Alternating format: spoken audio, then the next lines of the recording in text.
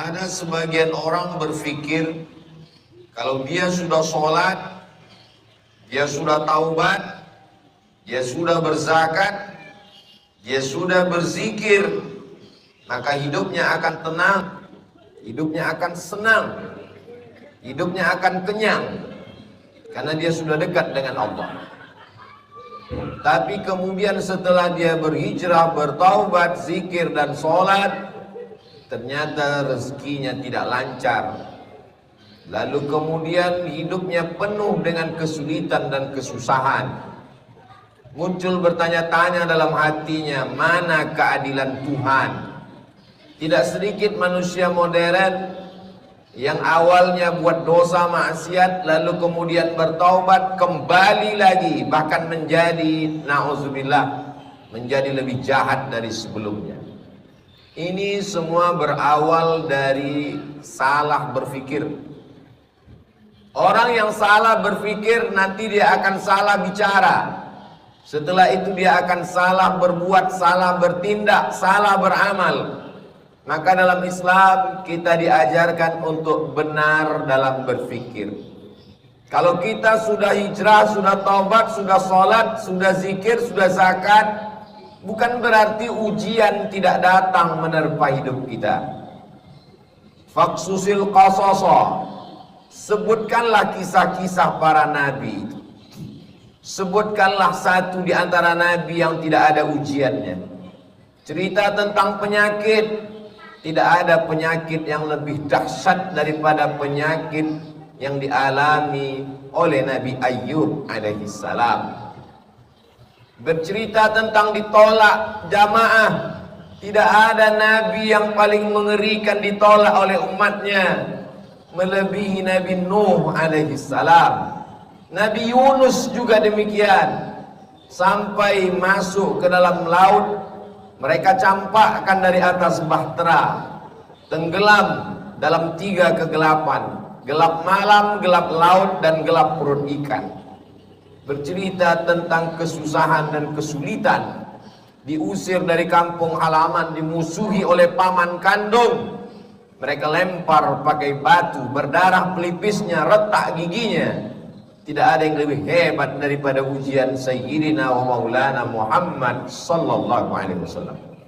Jadi kalau ada orang berpikir kalau kita sudah soleh, sudah baik, hidup ini tidak ada ujiannya, dia sudah salah berpikir. Sholatnya benar, zakatnya benar, puasanya benar, berpikirnya salah. Kesalahan berpikir itu membuat orang akan berhenti sholat. Tetangga saya yang tidak sholat, tidak pernah ke masjid, badannya sehat, rezekinya lancar, semua berawal dari kesalahan berpikir. Hidup ini adalah ujian. Ujian itu tidak hanya penyakit, ujian tidak hanya kemiskinan. Bahkan dalam Quran dikatakan wa balawnahum bil hasanat, kami uji mereka dengan yang enak-enak. Jabatan adalah ujian. Di antara yang diuji dengan jabatan adalah Nabi Daud alaihissalam. Harta adalah ujian. Di antara nabi yang diuji dengan harta adalah Nabi Sulaiman alaihissalam. Kebagusan paras rupa yang ganteng juga adalah ujian. Di antara nabi yang diuji dengan paras rupa yang ganteng itu adalah Nabi Yusuf alaihissalam. Jadi ujian itu ada kalanya datang dalam bentuk kenikmatan, tapi ada juga ujian itu dalam penyakit, kemiskinan, kesusahan, kemelaratan. Maka kalau kita pahami dengan baik, semuanya adalah ujian. Yang lulus siapa? Yang lulus adalah orang kaya yang bisa menggunakan hartanya untuk menolong agama Allah.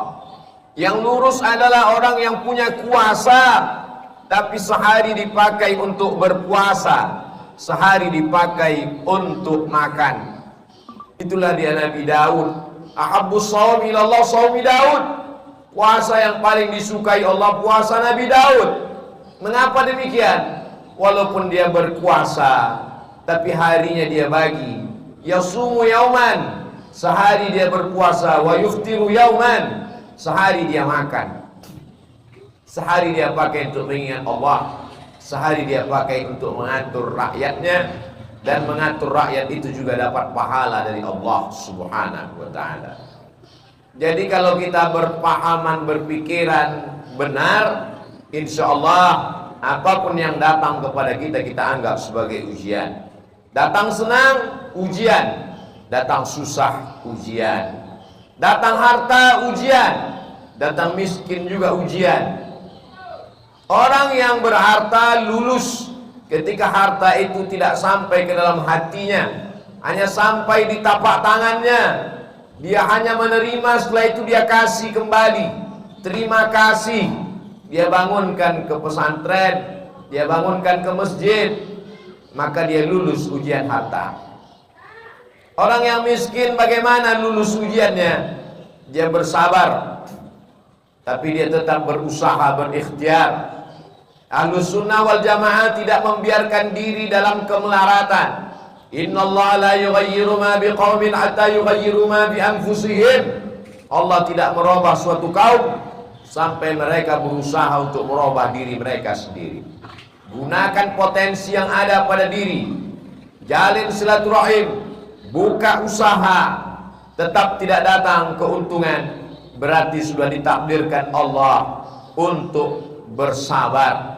Orang kaya bersyukur, balasannya la in syakartum la azidannakum. Kau bersyukur, ku tambah nikmat. Orang miskin bersabar, balasannya innama yuwaffas sabiruna ajrahum bighairi hisab. Orang yang sabar diberikan balasan bighairi hisab, tanpa ada yang bisa menghitungnya. Hanya Allah saja yang tahu hitungannya, balasannya. A'dadtu li'ibadiyas shalihin, kusiapkan balasan untuk hamba-hambaku yang soleh. Mala a'yunun ra'at, belum pernah dilihat mata. Wala udhunun sami'at, belum pernah didengar telinga. Wala khatara ala qalbi bashar, belum pernah terlintas di hati manusia.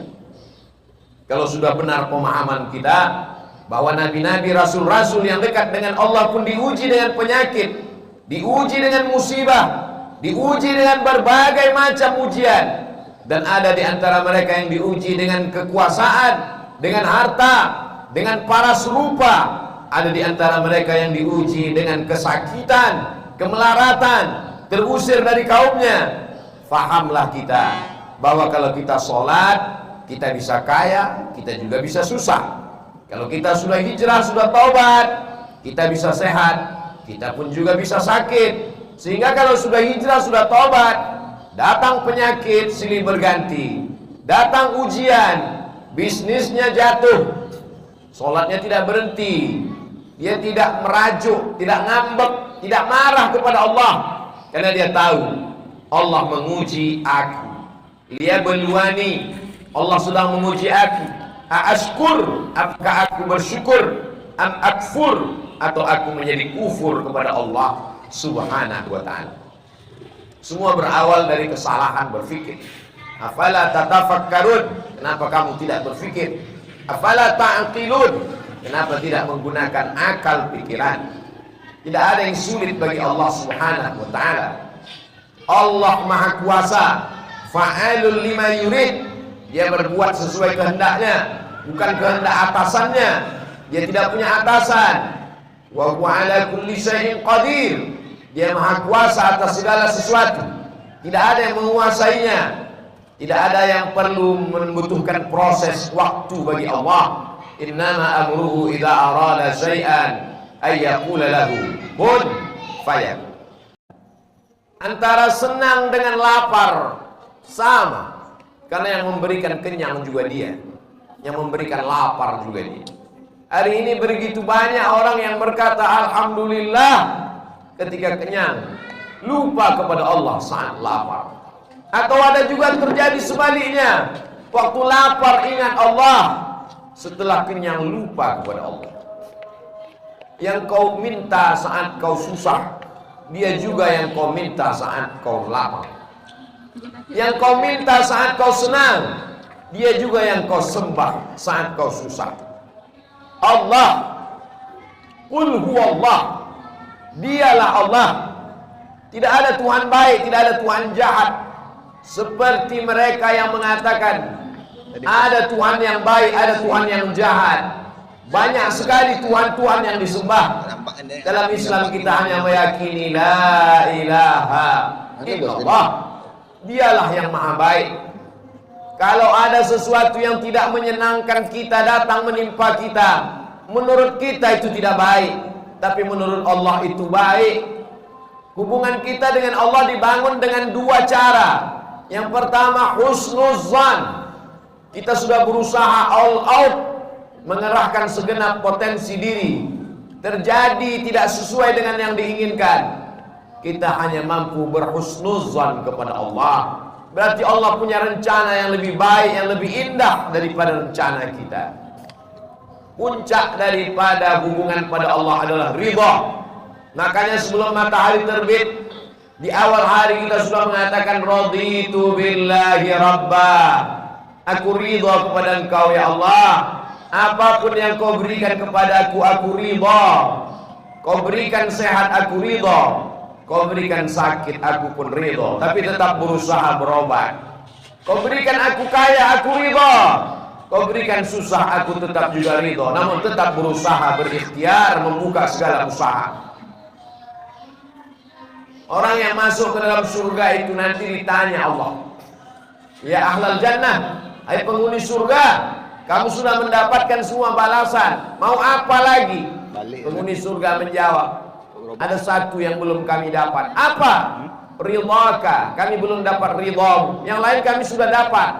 Kata Allah, yang dapat ridhaku cuma satu, orang yang ridha menerima takdir.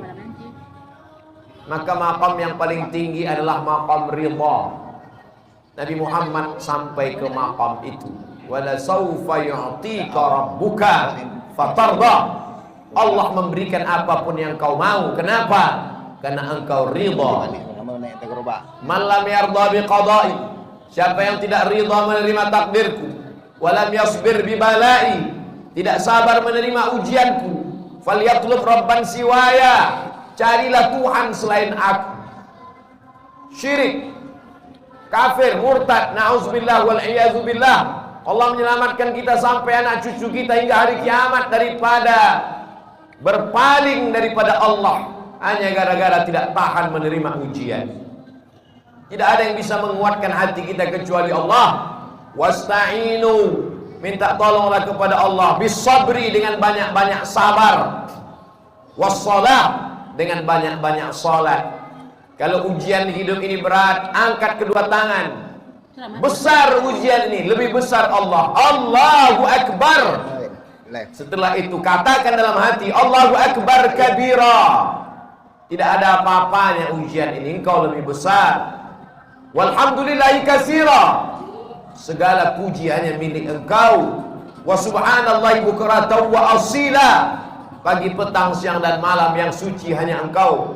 Aku adalah makhluk yang kotor, banyak silap, banyak salah, banyak dosa. Setelah itu mengakulah kepada Allah, wajjahtu wajhiya, aku hadapkan wajahku kepadamu ya Allah. Wajjahtu wajhiya lilladzi fataras samawati wal arda hanifan musliman wa ma ana minal musyrikin. Serahkan semuanya pada Allah. Inna salati wa nusuki wa mahyaya wa mamati lillahi rabbil alamin. Jangan meminta kepada dukun, jangan minta kepada benda keramat. La syarika lahu wa bidzalika umirtu wa ana minal muslimin. Aku orang yang berserah diri kepadamu. Wala tamutunna illa wa antum muslimun. Jangan mati melainkan dalam keadaan muslim. Siapa muslim? Bersyahadat, salat, zakat, puasa, haji. Ya, tapi muslim yang sesungguhnya orang yang menyerahkan dirinya kepada Allah Subhanahu wa ta'ala.